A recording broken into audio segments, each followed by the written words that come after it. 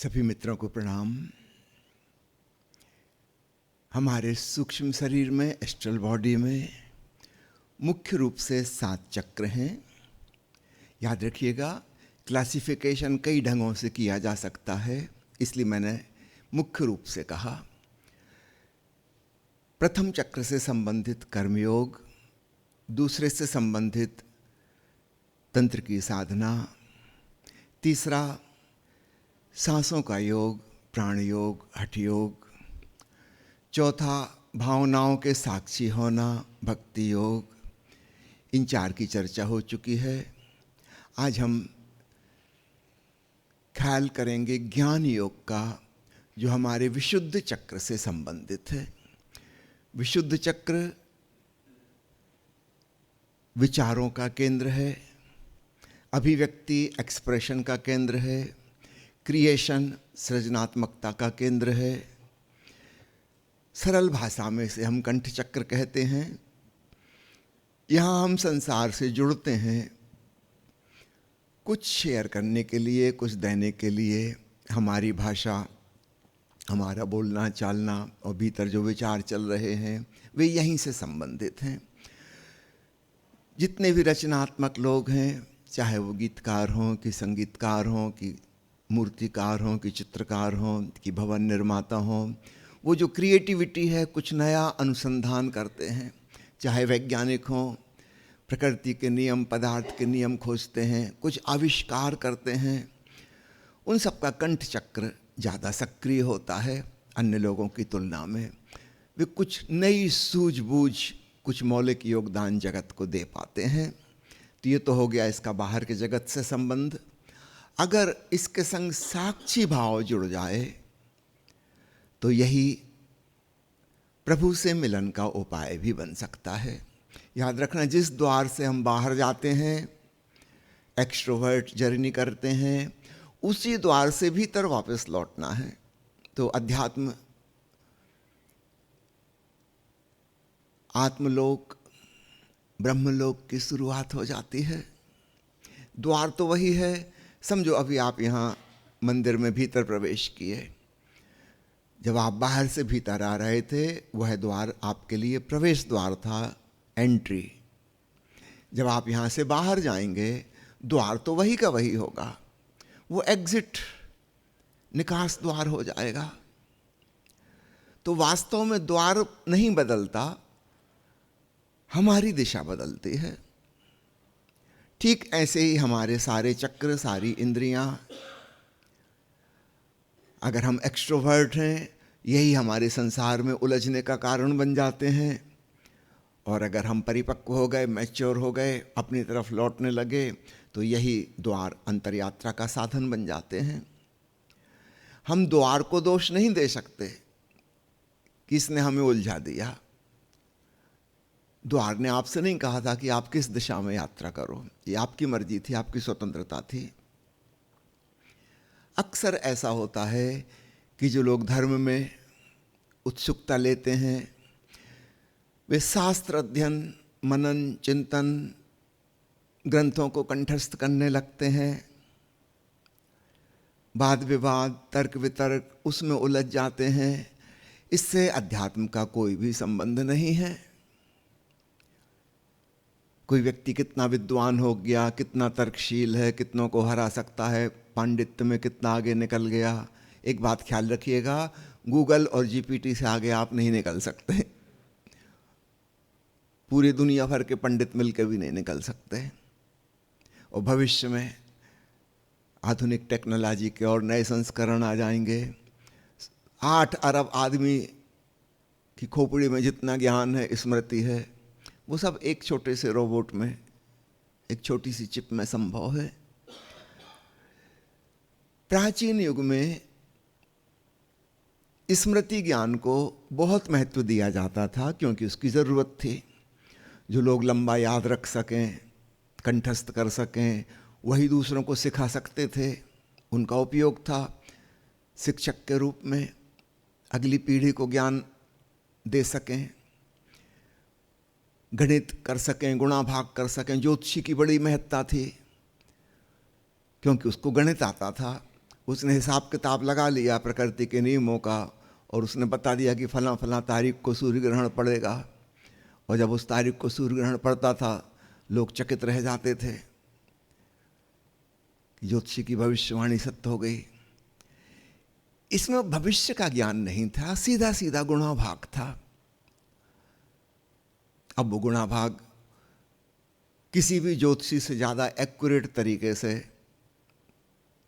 Machine कर लेती है। जैसे एक समय था मस्कुलर पावर, मांसपेशियों की शक्ति की बड़ी कीमत थी। जो आदमी श्रम कर सकता था, मेहनत कर सकता था, वो अच्छा किसान हो सकता था, अच्छा मजदूर हो सकता था, किसी भी कार्य में वो आगे हो सकता था। पहलवानों की बड़ी इज्जत थी, कुश्ती लड़ते रहते थे। फिर औद्योगिक क्रांति हो गई, मशीनें आ गईं जो मनुष्य की मस्कुलर पावर से हजारों गुनी ज़्यादा ताकतवर हैं। एक ट्रेन जितना वजन खींच रही है, संभव ही नहीं है कि आदमी ऐसा कर सके या किसी जानवर से ऐसा करवा सके। एक छोटा सा भाप का इंजन बन गया, हजारों लोगों का काम एक छोटी सी मशीन करने लगी। तो जिस प्रकार मस्कुलर पावर आज कीमत नहीं रखता, एक दुबली पतली अबला, कन्याओं को हम अबला कहते थे पहले, अब नहीं कहना चाहिए, वो भी एक मिसाइल का बटन दबा देगी तो लाखों लोगों के प्राण ले लेगी। अब इसमें कोई पहलवानी की जरूरत नहीं है कि आमने सामने मल्ल युद्ध होगा। स्टार वार, बायोलॉजिकल वेपन्स, क्या क्या दुनिया में आ गया। एक छोटा सा बच्चा भी लाखों लोगों के प्राण ले सकता है। वो जो मांसपेशी की शक्ति थी वो निरुपयोगी हो गई। ठीक ऐसे ही हम फिर एक संक्रमण काल से गुजर रहे हैं जहां पर बुद्धि अर्थात स्मृति, वह वाला ज्ञान आउट ऑफ डेट हुआ जा रहा है। आने वाले 10 साल के भीतर सारे स्कूल कॉलेज बंद हो जाने वाले हैं,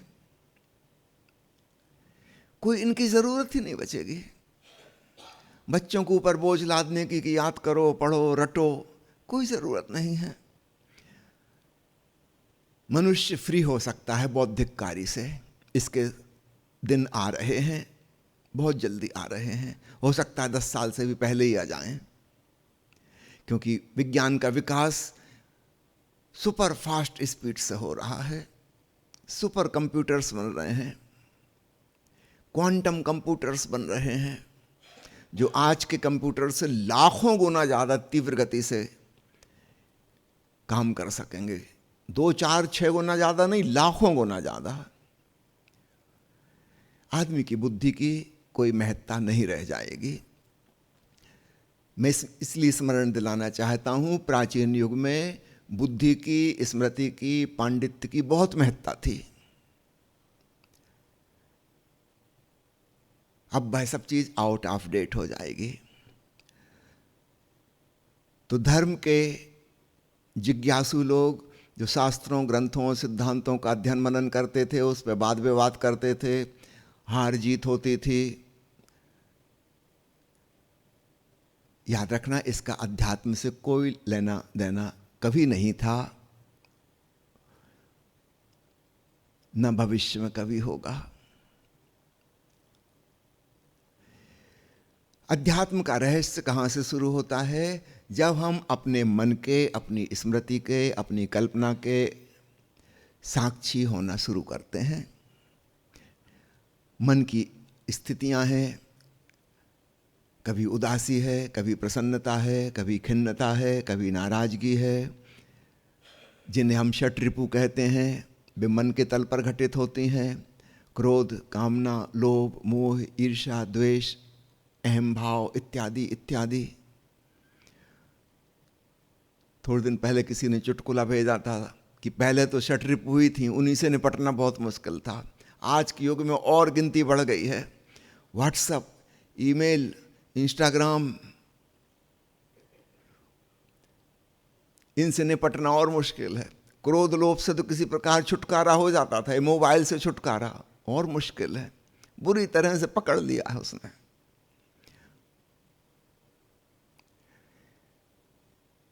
याद रखिएगा, जब हम अपने भीतर अपने ही ज्ञान के साक्षी होते हैं, दूर खड़े ऐसे देखते हैं जैसे किसी और को देख रहे हैं, मानो सड़क भीतर है मन की, उस पर विचारों का, स्मृतियों का, कल्पनाओं का ट्रैफिक चल रहा है।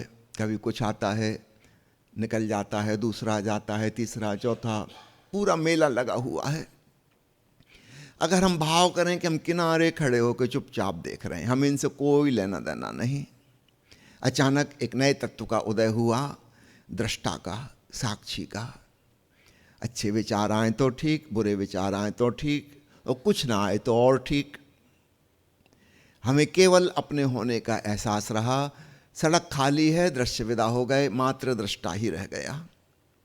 बीच बीच में ये झलक आने लगेगी, क्रमशः वह झलक प्रगाढ़ और बड़ी होने लगेगी।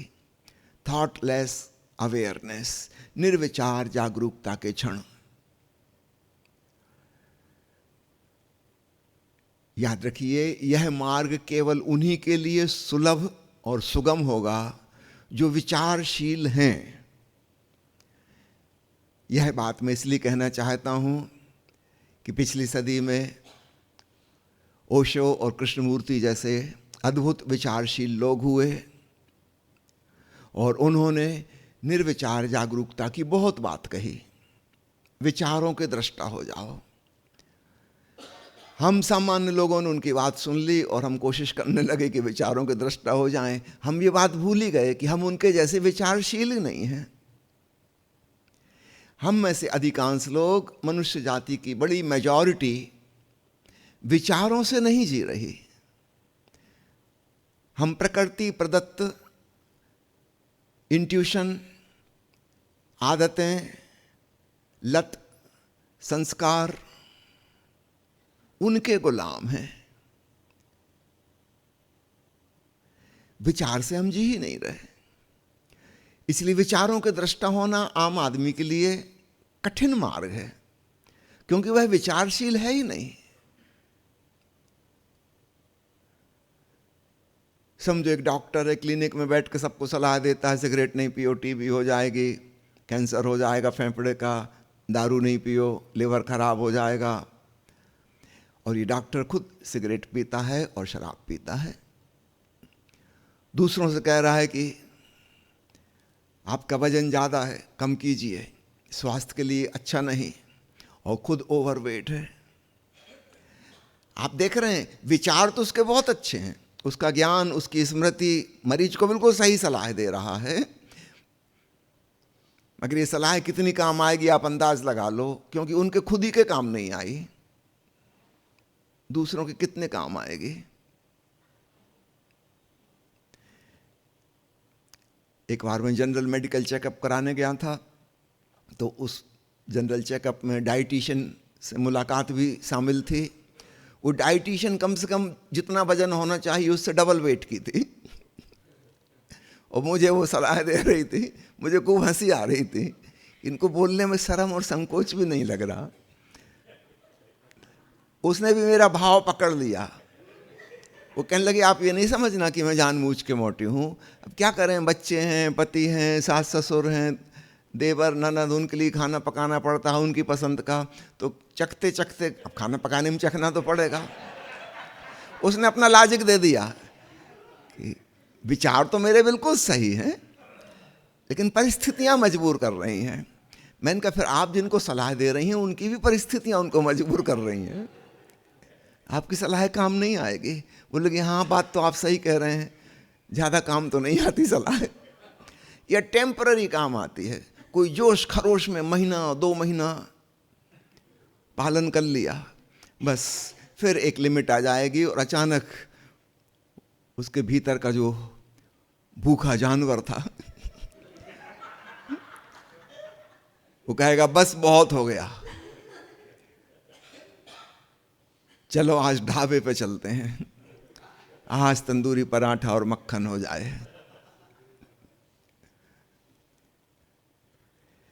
फिर वो बदला लेगा और 2 महीने में जितना वजन घटाया था, मैं गारंटी देता हूं अगले 2 महीने में उससे ज़्यादा ये बढ़ा लेगा, क्योंकि 2 महीने का भूखा तड़फ रहा था वो स्वादिष्ट खाने के लिए।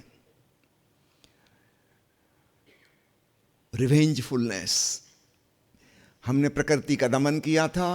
वो जो स्वाभाविक भूख थी, इच्छा थी स्वाद की, हमने उसको दबा दिया दबा दिया दबा दिया। एक लिमिट आई, उसने विस्फोट कर दिया, और अब वो बुरी तरह से बदला लेगी।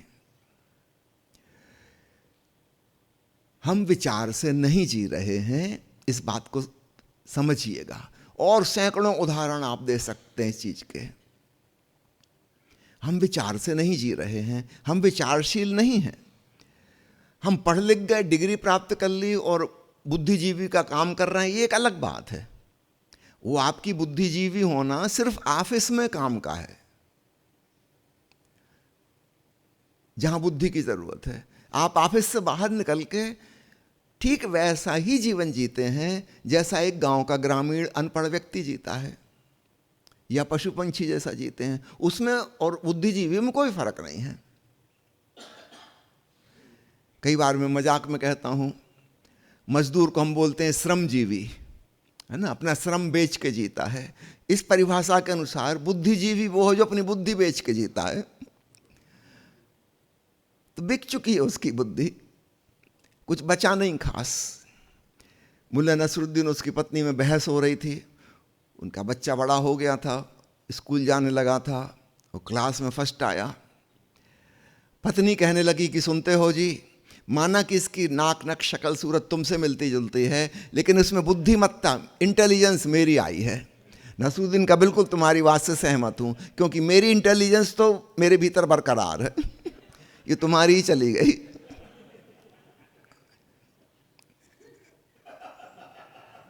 उनको अब समझ में आया। अभी भरोसा नहीं है कि अभी आज के चुटकुले पे हंसे, हो सकता कल परसों का कोई समझ में आया है।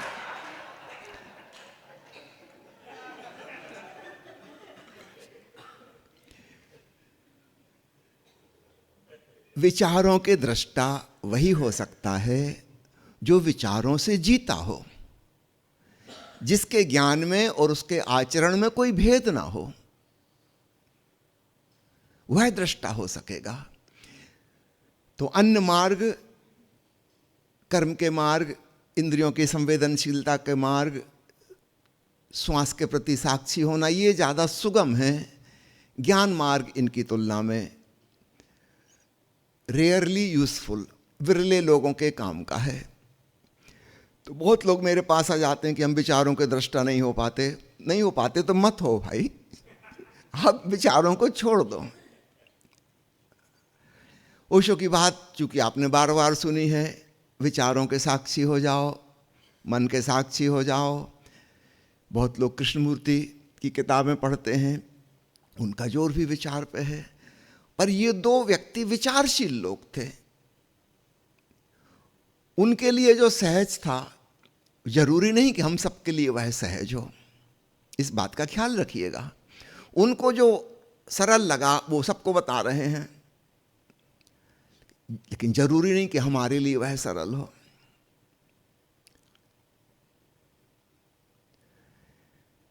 उदाहरण दूसरा समझ लिए, एक आलसी आदमी है, कुछ करना नहीं चाहता, पड़े रहने चाहता है, और उसके पास खूब तर्क भी हैं।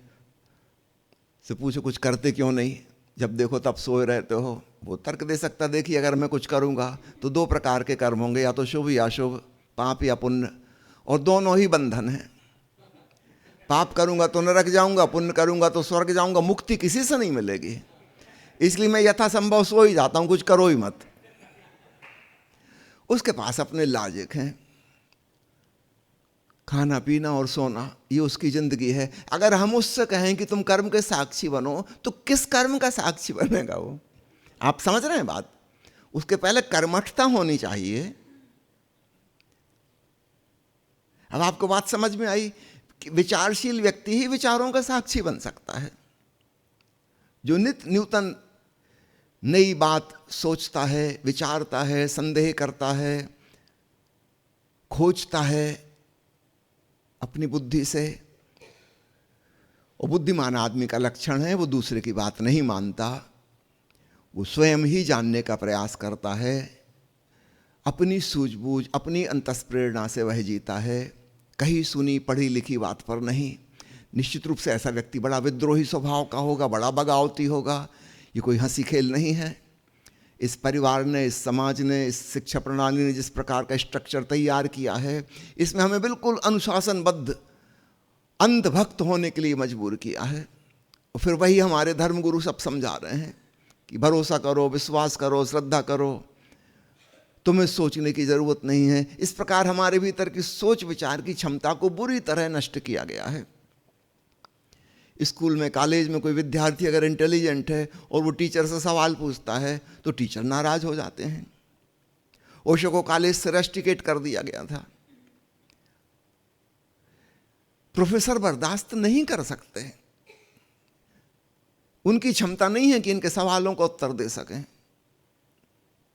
वो भरी कक्षा में बदनामी हो जाती कि एक स्टूडेंट ज़्यादा इंटेलिजेंट नज़र आ रहा है, वो जो सवाल पूछ रहा है प्रोफेसर उसका उत्तर नहीं दे पा रहा। तब एक ही उपाय है कि इनको कॉलेज से निकालो। और तब तक 5-6 महीने में ओशो की बदनामी फैल चुकी थी पूरे शहर में। सभी कॉलेज वाले जान गए थे कि क्यों निकाले गए हैं। कोई एडमिशन देने तैयार नहीं। एक प्राइवेट कॉलेज ने इस शर्त पर एडमिशन दिया कि आप कृपा करके कक्षा में नहीं आओगे, हम आपको अटेंडेंस पूरी देंगे, एग्जामिनेशन में बैठने देंगे, लेकिन आपको क्लास में नहीं आना, क्योंकि आप जो तर्क पेश करते हो उसका कोई उत्तर दे नहीं पाता। अकाट्य तर्क हैं आपके। वो प्रोफेसर भी गलत साबित हो जाता है, किताबों में जो लिखा है, जो टेक्स्ट बुक में हम पढ़ा रहे हैं वो गलत साबित हो जाता है। आप ऐसी ऐसी बात उठाते हो। इस शर्त पर एडमिशन मिला। निश्चित रूप से विचारशील व्यक्ति को ये समाज, परिवार, हमारी जो भी प्रणालियां हैं, चाहे राजनीति की हो, चाहे शिक्षा की हो, चाहे धर्म की, कोई भी पसंद नहीं करते। वो चाहते हैं बिल्कुल अंधे अनुयायी। इस संदर्भ में समझिएगा विचारों के दृष्टा होना क्यों कठिन है, क्योंकि हम विचारशील हैं ही नहीं। लगभग हमें मजबूर किया गया है कि तुम सोच विचार बंद करो, जो कहा जा रहा है वो मान लो और वैसे चलो। अधिकांश लोगों ने समझौता कर लिया है। तो ज्ञान योग का मूल सूत्र है, मन में जो विचार चल रहे हैं, मन के जो मूड्स हैं, अप्स एंड डाउन्स हैं, खिन्नता है, प्रसन्नता है, खुशी है, दुख है, क्रोध है, लोभ है, मोह है, इत्यादि इत्यादि जो कुछ भी है, हम उसको साक्षी होकर देखें। वो हो रहा है, घट रहा है और मैं दूर से इसे जान रहा हूं, बिना किसी निर्णय के।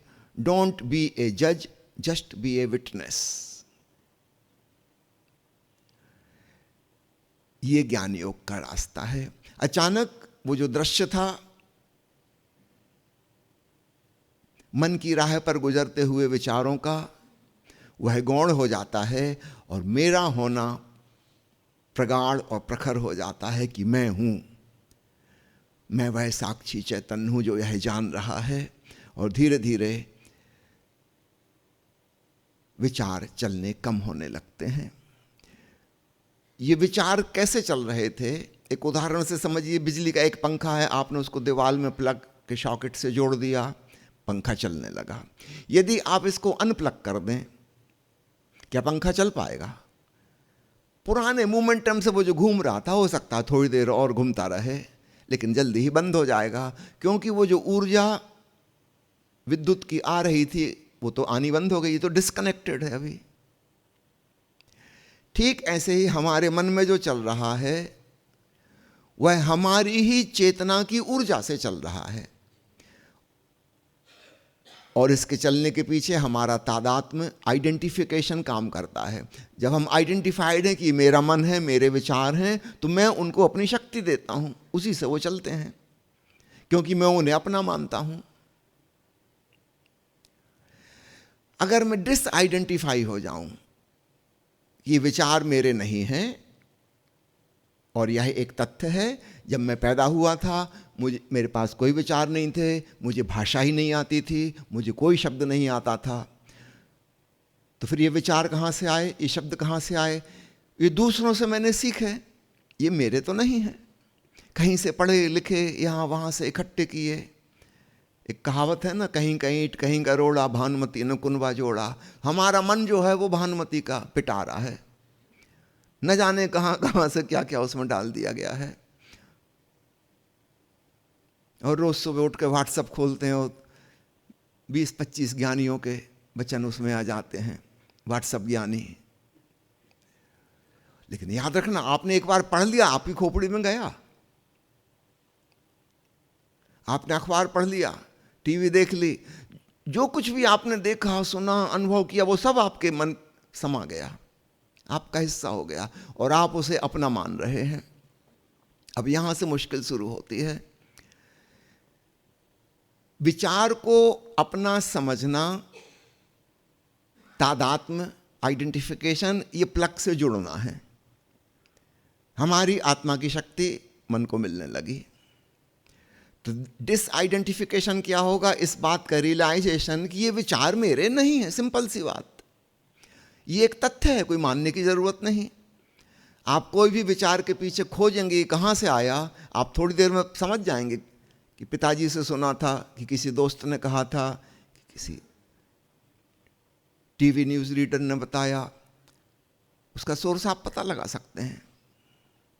आपका विचार कोई नहीं है। जैसे ही इस बात का एहसास होता है कि अरे ये मन, ये विचारों का संग्रह है, मेरा नहीं है, बस प्लग निकल गया। अब आप दूर से खड़े देख रहे हैं, वो पुरानी जो ऊर्जा दी थी उससे थोड़े बहुत विचार चलेंगे, धीरे धीरे धीरे खत्म हो जाएंगे, और आप दूर खड़े देखते रहेंगे और देखने को कुछ भी नहीं बता, और केवल दृष्टा ही शेष रह गया। तो अध्यात्म के रहस्यों में से एक ज्ञान योग है। इसके लिए ज्ञानी होने की जरूरत नहीं है, लेकिन तथाकथित अर्थों में, लेकिन विचारशील होने की जरूरत है। संत कबीर एक विचारशील व्यक्ति कहे जा सकते हैं, यद्यपि पढ़े लिखे नहीं हैं, दस्तखत करना भी नहीं आता, कागज कलम को कभी हाथ ही नहीं लगाया जिंदगी में, लेकिन अत्यंत विचारशील।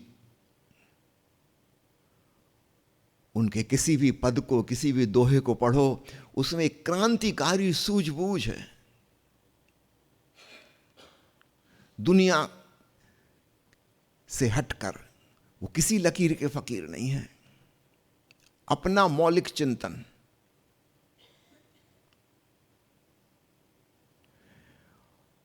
और किसी कॉलेज के हेड ऑफ द डिपार्टमेंट से भी मिलो, वो अपने विषय में बड़ा ज्ञानी होगा, महापंडित होगा, लेकिन जरूरी नहीं कि वह विचारशील हो। अक्सर ऐसा होता है, जिन लोगों की स्मृति खूब मजबूत होती है, उनके भीतर से मौलिक चिंतन मनन समाप्त हो जाता है। वो गठरी इतनी भारी है, उसके नीचे दब जाती है चिंतन मनन की क्षमता।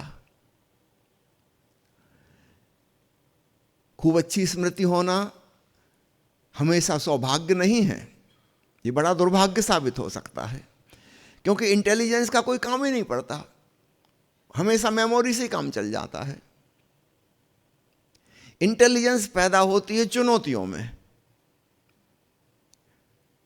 एक नई सिचुएशन में, मुझे नहीं पता कि क्या करना चाहिए, तो फिर भीतर से चेतना जागेगी, होशो हवास में आएगी और सोचेगी और निर्णय करेगी।